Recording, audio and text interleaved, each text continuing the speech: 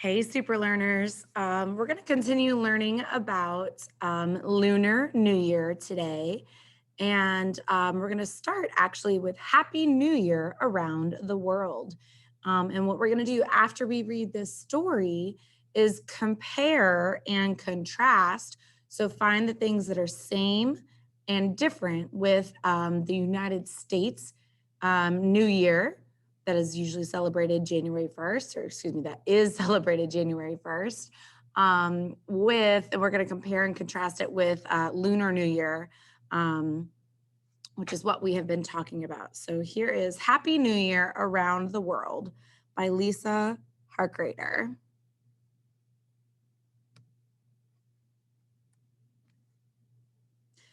And here is that table of contents.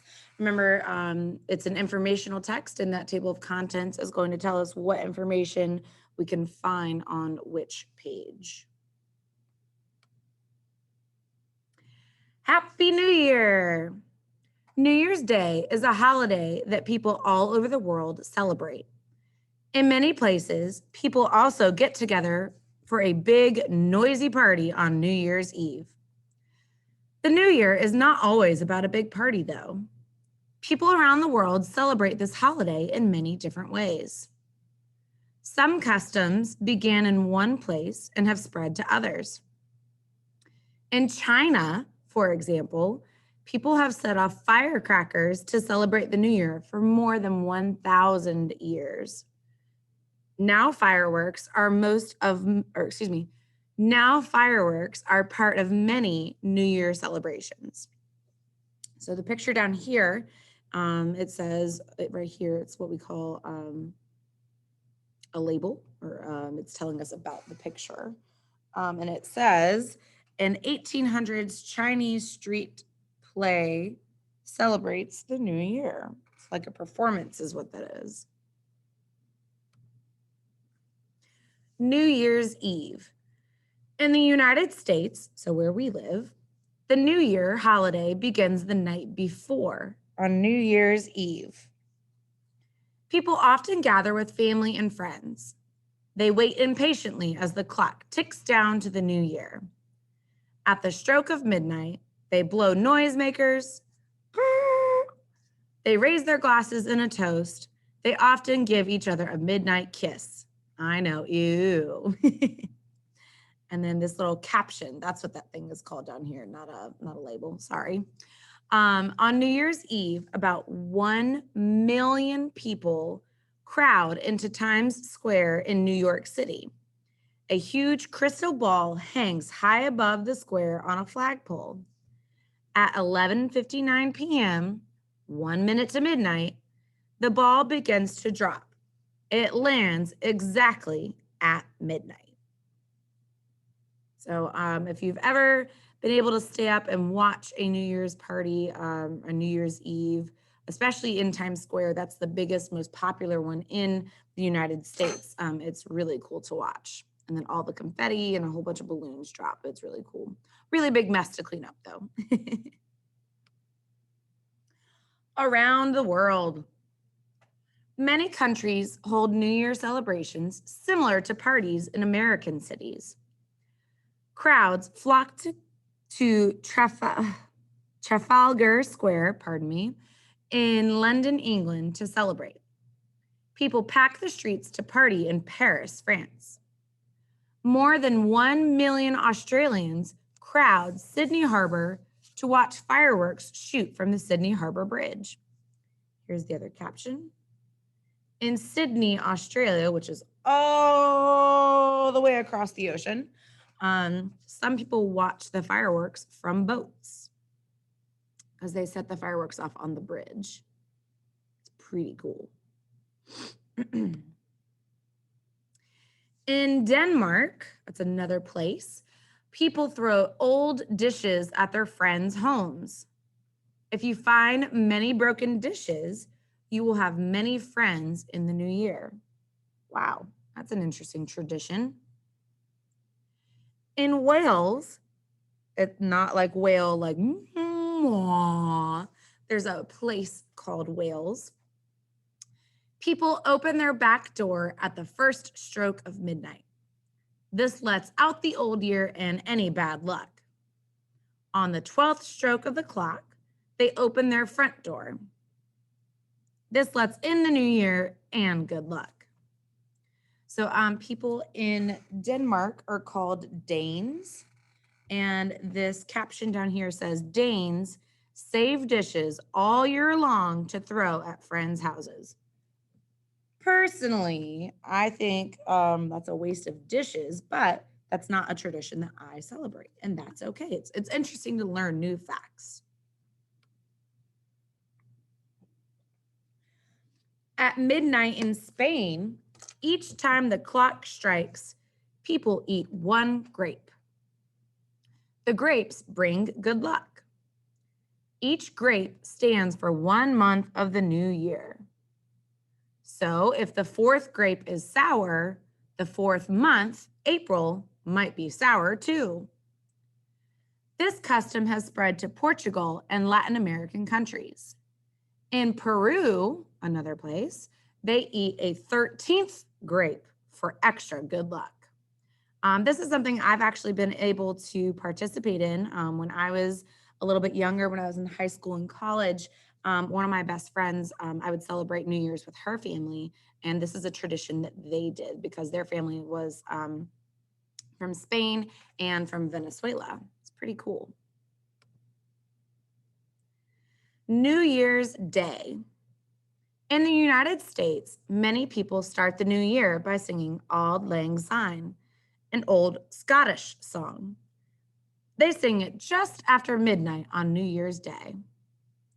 Many places in the United States also have parades. People watch as bands march, horses clap, and floats glide past. The most famous New Year's Day parade is the Rose Parade in Pasadena, California. That's a super cool one to watch. All right. So talking about Scotland, that with that the Scottish song Auld Lang Syne. In Scotland, Auld Lang Syne means old long since or times gone by. Times gone by. So it's actually a really pretty song, I think. Caption up here. Dozens of floats take part in the Rose Parade each year. The floats are completely covered with flowers and other natural materials such as leaves, seeds, or bark. Yeah, not like a dog barks. No, bark like the outside of the tree, like we talked about how deer and other animals eat the bark during winter. Ooh, this picture makes me cold. In countries with cold weather, some people greet the new year by splashing into freezing water. It's called a polar bear plunge. Some people wear swimsuits and others wear costumes. They plunge into the cold sea or an icy lake. Oh man, this part's kind of funny. Don't laugh too hard. In Central and South American countries, people wear bright underwear, often yellow. Some people believe yellow brings good luck and money. Ooh, I'm just still so cold looking at this picture. And the caption says, a polar bear plunge in Wallowa Lake, Oregon. That's way on the other side of the country from us. On New Year's Day, people on the island of Lamu, Kenya, race dhows. Kenya is a country in Eastern Africa. Lamu Island lies off the coast of Kenya in the Indian Ocean. A dhow is a kind of sailboat. Dhow captains take great pride in their ships and in their sailing skills. It is a great honor to win the race. All right, and the caption says, after the dhow race in Kenya, the winning boat is sunk in the ocean. It is a tradition of the race. Wow. Kind of like the plates thing. I don't know if I would want to sink a boat that won something, but if it's a tradition that's important, then you got to keep doing the tradition. Ah, here we go. Pay attention. I repeat, pay attention. Around the calendar, some people celebrate the new year on a day other than January 1st. For example, Chinese New Year starts in January or February. The celebration lasts 15 days, so it's about a little over 2 weeks. People celebrating the holiday shoot off fireworks. They hold parades. They wear new clothes for the new year. The clothing is often red, a lucky color in China. Chinese people have settled all over the world. Now, Chinese New Year celebrations are held in many places, including in the United States.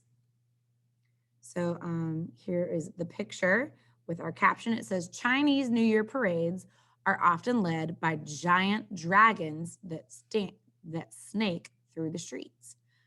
Just like we talked about with Thomas and what he does, only he's a lion dancer. Still so cool to me.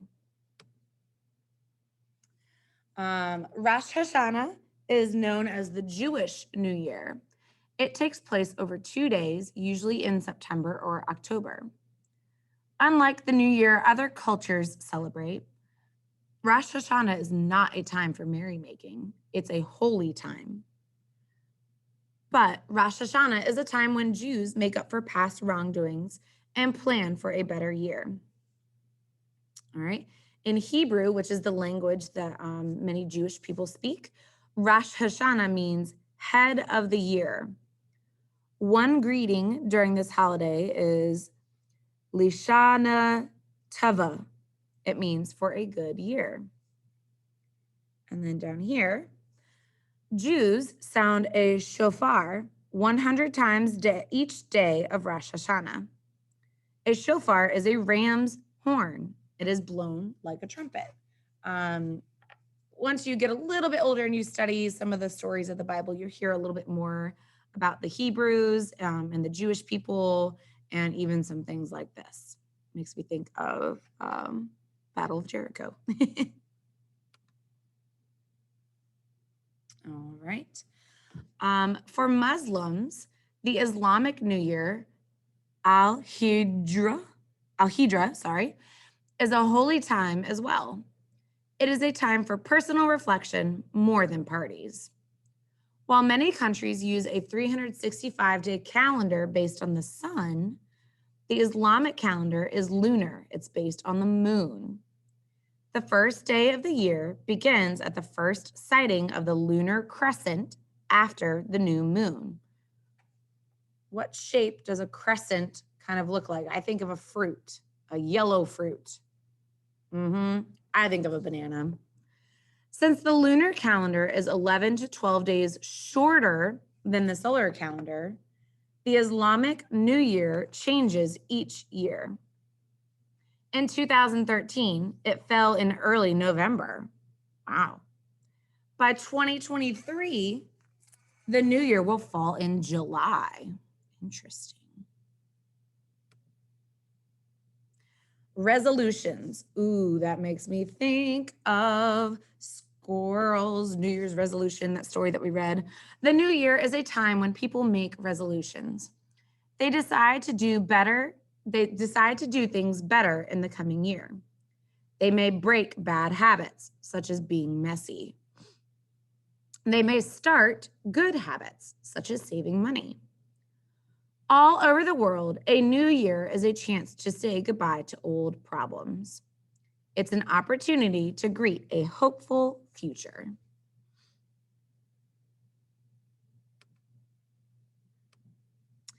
And that was Happy New Year around the world. I hope you paid a special close attention to the Chinese New Year. We're going to be using that information to help us fill in our chart. That's it for now, and I will see you guys later. Toodaloo.